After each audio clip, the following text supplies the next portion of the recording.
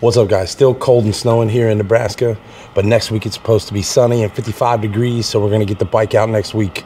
But until then, let's talk about what Harley dropped yesterday.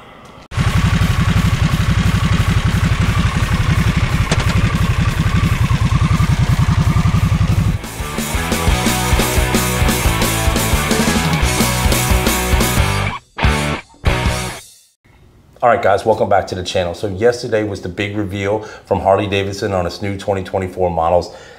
Nothing really surprising. I think everything pretty much leaked out before it even started. But I had 4 takeaways from that I wanted to share with you guys. Most of them are pretty good except for one. One of them I thought was really bad. I'll share that with you at the end. But to start off, they came out with a brand new Street Glide and a brand new Road Glide with those new fairings, no VVT engine. I think this is kind of a transition year. Those VVT engines came out at the end of last year. They'll probably be more prevalent next year. We'll probably see more of that. I really kind of have mixed feelings on the Road Glide fairing. Some people are gonna like it, some people aren't. It doesn't really do much for me yet. It's something that I probably could grow into. The Street Glide, on the other hand, I had the pleasure of seeing one in person yesterday, and I kind of really liked that. It sort of has like a Mad Max kind of feel to it. I really think they did that one right.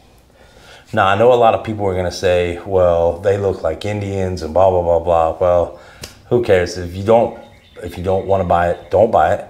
The good thing is that there's going to be a lot of people buying these bikes, which means there's going to be a lot of Road Glides out there pre-owned, ready to roll, and they are going to have low miles and everything you possibly could ever want. Number 2, the CVO St. Holy crap, that thing is amazing.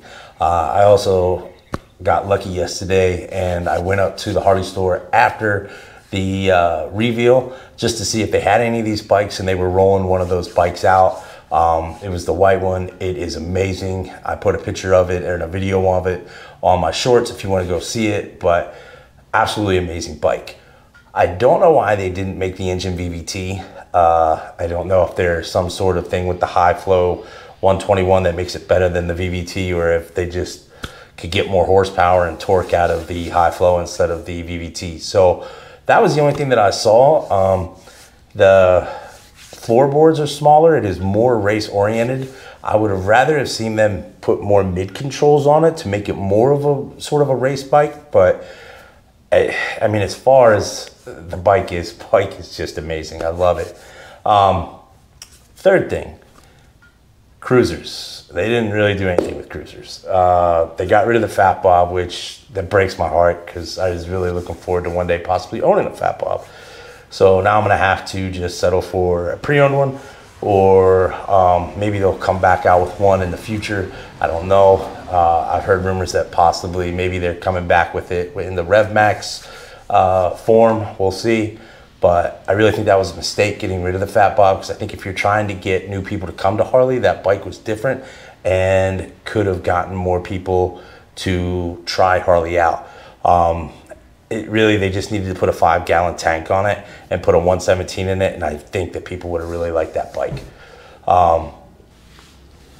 I was also hoping that they would come out with like a new cruiser, like bring back an old model, like a Night Train, or just something for fun. Like, kind of feel like right now they just put out the cruisers this year with nothing new and no real excitement around them. So we'll see. They did put out some god-awful colors. I'm sorry, Harley, but that Red Rock color's gotta go. That thing it just makes you feel uncomfortable. It's terrible. And that green, I feel like you went back in time to 1992 and said, give me the ugliest color you guys have. And it's that green. Okay, and for the final take, the one that I didn't like, we do not need a CVO Pan America. Nobody needed it, nobody wanted it. It's not something that should have been built. $10,000 more for some bags, some heated grips, some lights, and some crash bars? What, are you kidding me? No. CVO Pan America, get rid of it.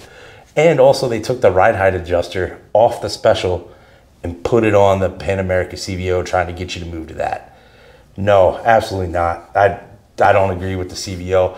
In fact, the RevMax platform, they have completely ignored.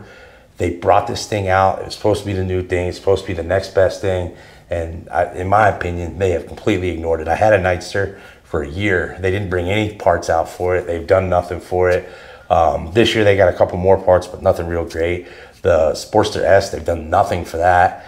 And then the Pan America, everybody wants a 975. You brought out a 975, everybody be buying that. That'd be a huge market. And maybe they aren't coming out with it at the end of the year, but that should have been something that came out at the beginning, not no CVO Pan America. Come on. All right, guys. So I know you guys probably watched it yesterday too. So if you have any thoughts, comments, write them down there. Let me know what you think. If you disagree with anything I said, let me know. If you agree, let me know. All right, until later, ride till you fly.